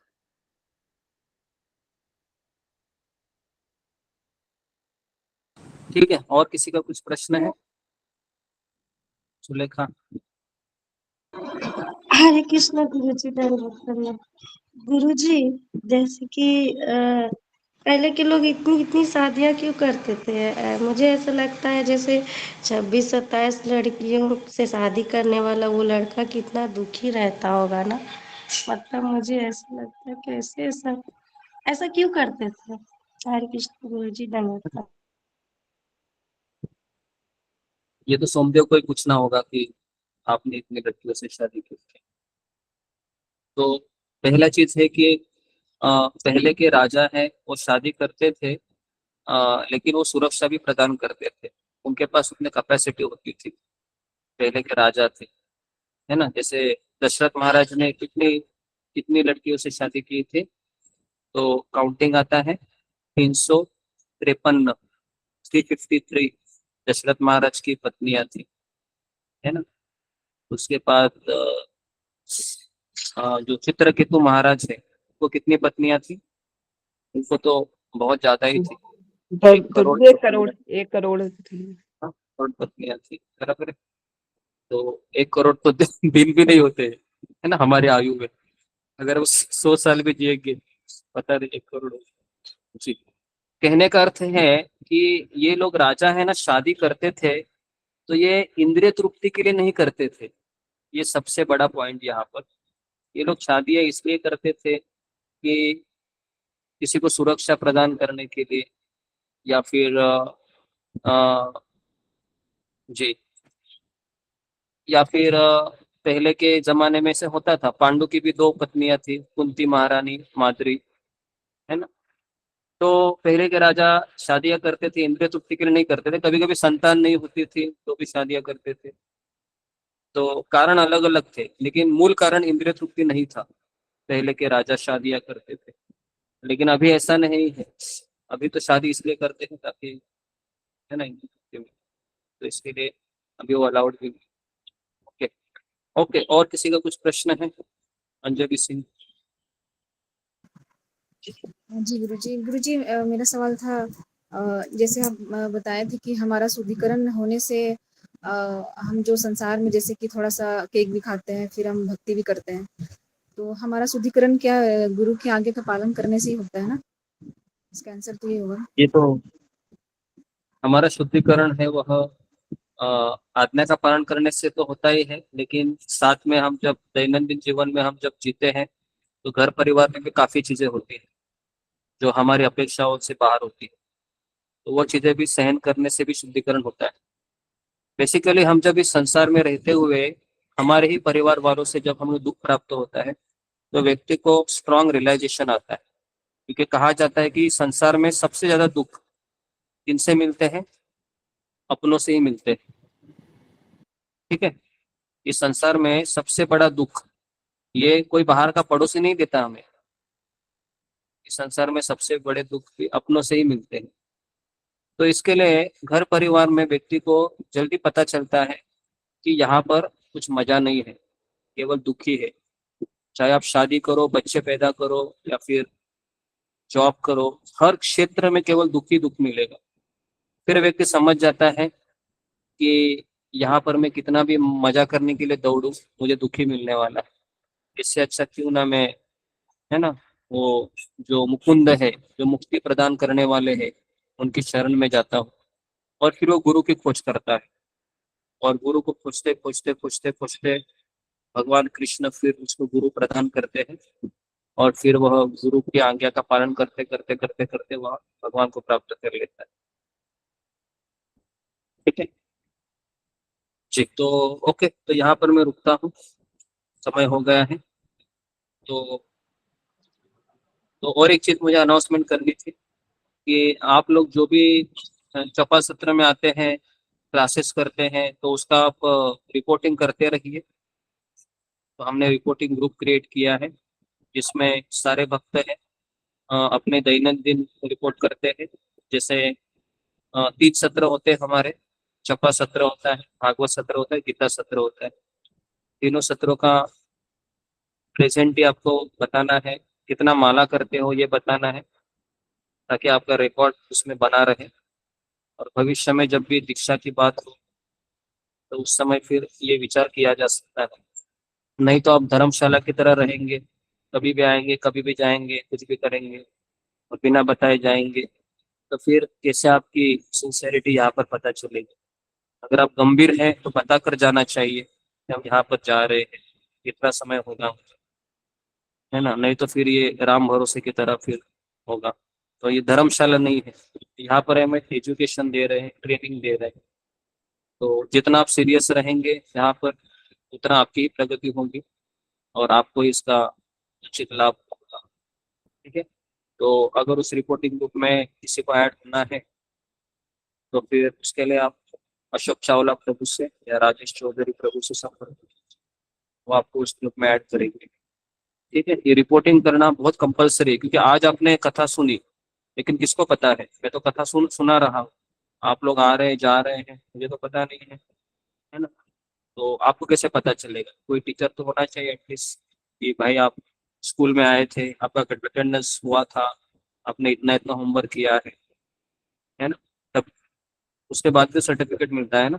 या ऐसे ही राम भरोसे कभी भी आओ कभी भी जाओ, हो गया हमारा काम, ऐसे नहीं होता है। तो इसलिए थोड़ा सा गंभीर हो जाइए, सीरियस हो जाइए और रिपोर्टिंग कीजिए। तो यही एक चीज मुझे बतानी थी आप। अभी श्रावण महीना चालू है, हरे तो कृष्ण हम प्रभु जी। हाँ प्रभु जी, मैं भी गई थी, अशोक चावला प्रभु जी को मैंने बोला था कि मैं वृंदावन जा रही हूँ 20 तक, 21 को मैं वापस आऊंगी, मैंने बोला था। और जपा सत्र में मैं 5:45 पे लॉग आउट होती हूँ, क्योंकि मुझे मेरे बच्चों का कॉलेज होता है, प्रभु जी का ऑफिस होता है, भगवान का भी सेवा होती है, तो मैं मंगल आरती वगैरह अटेंड नहीं कर सकती, क्योंकि मेरे पास वो समय नहीं होता है उस समय अटेंड करने का। मैं यहाँ पर किसी मैंने को इसलिए मैं ये इंडिविजुअल नहीं बोल रहा हूँ, कलेक्टिव बोल रहा हूँ, आपका ही नहीं, सबको बोल रहा हूँ मैं, जो भी है ना, कि आप पर्सनली ये सब करेंगे तो आपको पता है कि इस्कॉन में भी कोई किसी को पूछता नहीं है आपकी 16 माला हुई है क्या, है ना। अभी हम 20 साल से किसी की कुछ की पड़ी नहीं है, तो एटलीस्ट यहाँ पर आपको थोड़ा सा आपका देखभाल तो हो रहा है, आपकी माला हो रही, पूछा जा रहा है रिपोर्टिंग के द्वारा, तो ये बहुत अच्छा चीज है। तो इसको आप पॉजिटिवली ले लीजिए, ये मत सोचिए कि मेरे ऊपर किसी को खड़ा कर और दिया, ऐसा नहीं। नहीं प्रभु जी, वो नहीं, जैसे मैं गई थी तो वो थोड़ा सा है, मैंने बोला था प्रभु जी को मैं जा रही हूँ, और उस टाइम तक 5:45 तक मेरे एटलीस्ट 18 राउंड हो जाते हैं, और फिर मेरी रिस्पॉन्सिबिलिटी होती है, तो मुझे फिर लॉग आउट करना पड़ता है, वो मेरी मजबूरी है। यहाँ पर सब लोग लॉग आउट करते हैं 5:30 बजे के बाद, जितने भी लेडीज है, आपका नहीं बोल रहा हूँ मैं, लेकिन कहने का अर्थ है कि जब भी आप लॉग आउट करोगे, रिपोर्टिंग बुक है ना, उसमें आपको पहले माला डाली है कि मेरा इतना इतना बजे लॉग इन किए थे, इतने बजे मैंने लॉग आउट किए, तो वो रिकॉर्ड रहेगा हमेशा, है ना, वो प्रिंटेड रहेगा, क्योंकि जो भी हम मैसेज करते हैं ग्रुप में वो डिलीट नहीं होता है। तो एक आदत डालिए, जब भी आप क्लास किए हैं, आपने इतना इतना समय क्लास अटेंड किया है, तुरंत मैसेज डालिए हम क्लास में आए थे, भागवत क्लास मैंने इतने बजे से इतना तक किया है ना? जब भी आप गीता क्लास, तो इस तरीके से होगा, तो एक आपको आदत रहेगी कि मुझे मैं रिपोर्टिंग कर रही हूँ, और इससे आपको ही संतुष्टि होगी कि मुझे किसको तो रिपोर्ट कर रहा, कोई तो मुझे देखभाल कर रहा है। और इससे आपको आगे जाने में आपको इंकरेजमेंट मिलेगी। नहीं तो फिर आपको हमेशा ऐसा ही लगेगा कि कौन मुझे पूछ रहा है, मेरी माइंड माला कर रहा हूँ, तो ये सब चीज़ें फिर आप अंदर से डिमोटिवेट हो जाओगे। इसलिए ये सब चीज़ें मैं आपको बता दूँ। ओके, तो आशा करता हूँ कि आप इसको फॉलो करेंगे। तो अगर कोई उसमें ऐड नहीं है तो फिर आप अशोक चावला प्रभु से और राजेश चौधरी प्रभु से संपर्क करें। तो यहाँ पर मैं रुकता हूँ। आप सबका बहुत बहुत धन्यवाद। श्री प्रभुपाद की जय। गुरुदेव। हरे कृष्ण श्री दंडवत प्रणाम। हरे कृष्ण गुरुजी के चरणों में दंडवत प्रणाम। तो गुरुजी के चरणों में दंडवत हरे कृष्ण गुरुजी दंडवत प्रणाम।